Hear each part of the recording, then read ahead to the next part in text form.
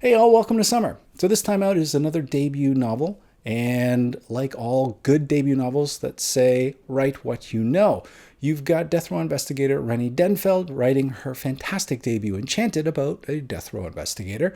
Nico Walker's debut Cherry is about a drug addict bank robber, written while he was serving a stint in prison for bank robbery. And Booktube's very own Christine Riccio, aka Poland Bananas, debut YA novel called Again But Better features a protagonist by the name of Shane, aka French Watermelon, totally not making this up, who falls in love with someone by the name of Pilot Pen, which makes Christine Riccio the Kaiser Soze of YA authors. This time out, it's Angie Kim with her debut novel Miracle Creek, which benefits from the fact that Angie herself is a Korean-American immigrant, former trial lawyer, and HBAR practitioner.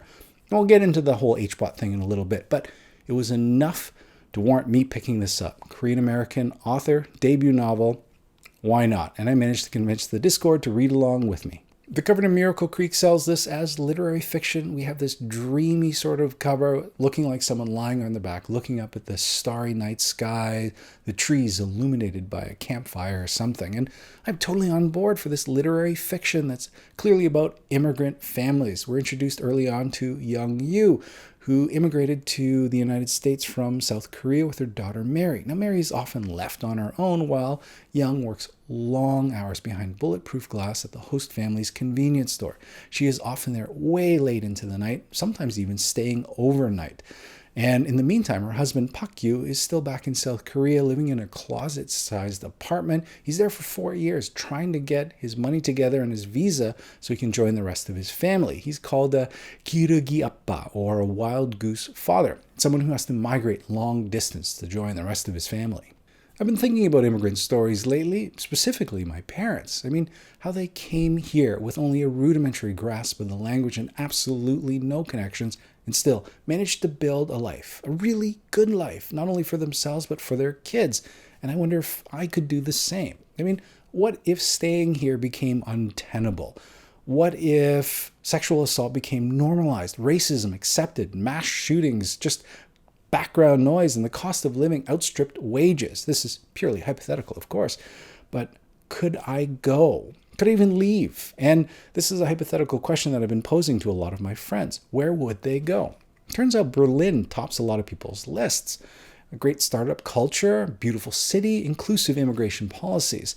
University towns in the Netherlands, New Zealand, Costa Rica also top a lot of people's lists. Now, I appreciate where I live here in Canada probably tops a lot of people's lists for those playing along internationally, and I'm grateful for that. I'm very lucky to have been born and raised here, and I understand all the privileges that my middle-class upbringing brings living here in Canada.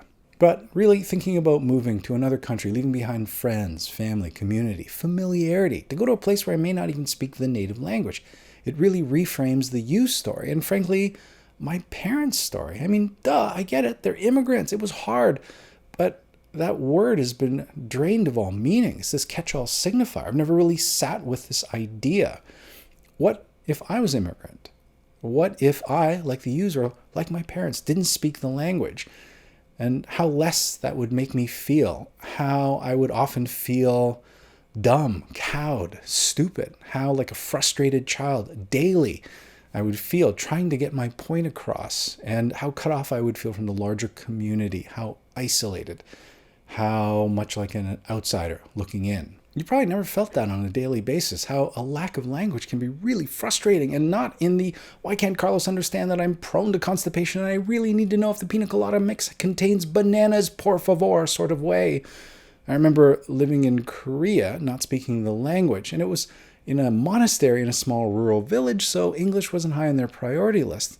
And I could feel my English words slipping away. I mean, what little chance I got to speak English, I had to be careful of how I spoke. It was slow, simple, and carefully enunciated, avoiding words like enunciated in the first place. And frankly, I went a little crazy. I found myself talking to the monastery squirrels, if only to remember how to speak English, how to string together words and thoughts into cohesive sentences in a way that I found comfortable. I speak fairly quickly and I'm pretty effusive with language, and that was a scary thing to feel it all slipping away.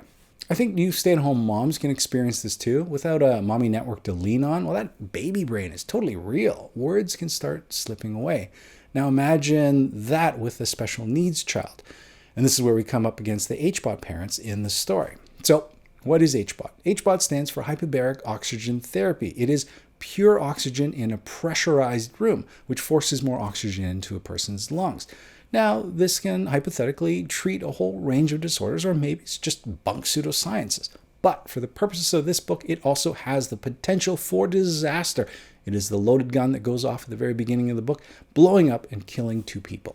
Aside from the blowing up part, Angie Kim has an intimate knowledge of the HBOT miracle submarine. She wrote a piece in Vogue about her own experience looking to HBOT to help cure her son's mysterious illness. And she draws on a lot of her own personal experiences. There is a harrowing piece that's included in the novel about a severely autistic boy, very frustrated over the fact that the DVD player had stopped playing. And so, frustrated, began to bang his head with increasing force on the metal wall of the submarine repeatedly, over and over and over again.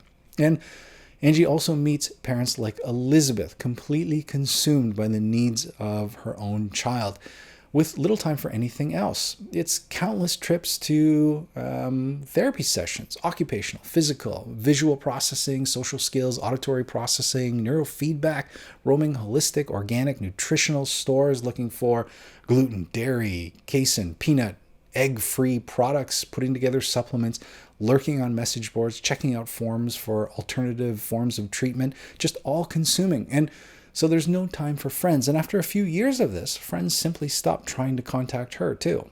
For Elizabeth in the story, this leaves her completely isolated, an outsider, and now on trial for the murder of her 8-year-old autistic son.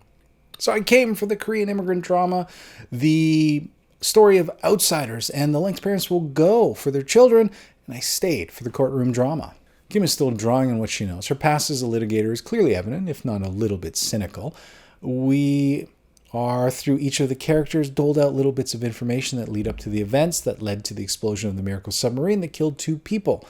And our alliances switch from character to character, and thanks in large part to the verbal acrobatics of the competing lawyers. You can take a set of facts, and in the way they interpret and present it, can either absolve or damn an individual. And I love how Kim plays along with our perceptions. Our assured moral stances swing back and forth, and good and bad people aren't necessarily aligned with a guilty or innocent verdict. And while it can feel a little bit convoluted, messy, filled with happenstance and circumstance, it still feels honest and plausible. I mean, the world is a messy place, and trying to create a cohesive narrative across a dozen different characters on what is arguably the worst day of their lives is no mean feat. This feels like Delia Owens where the crawdad sings.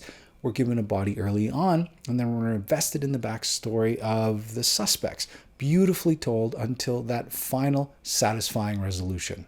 I'd call Miracle Creek literary courtroom drama, though I don't have a lot of experience with the genre. I've not read any Grisham or Thoreau, but I really like Angie Kim's take on this particular genre.